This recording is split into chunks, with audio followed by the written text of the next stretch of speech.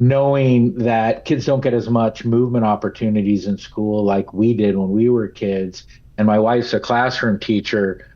And so talking to her, decades ago about what's the best way to get more movement in schools. And she said, well, to really get more movement in schools, you got to find a way to integrate what you're doing with content that is already there because teachers just don't have enough time to add anything. And so I started really looking into it at that point. I mean, we've known a sound body, sound mind, right? When you go back to philosophy hundreds of years ago, thousands of years ago, if you will.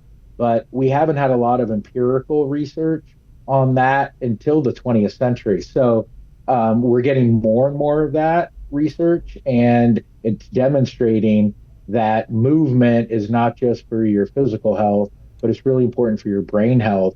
And it all really started in the field of gerontology in the 1960s when they started looking at the elderly and how to keep them really cognitively aware. And they found that the people who were moving more had more pruning.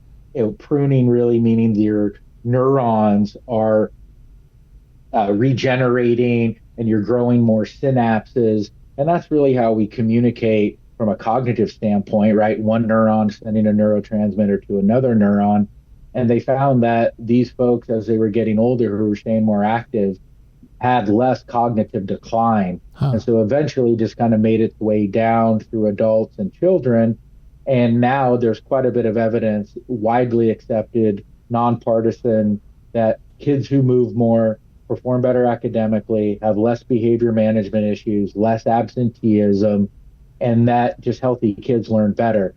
So I've been studying that for quite some time, written a few books as well as many research studies, and decided, hey, there are a lot of kids who were like me, but still a lot of kids out there who need to move as they learn.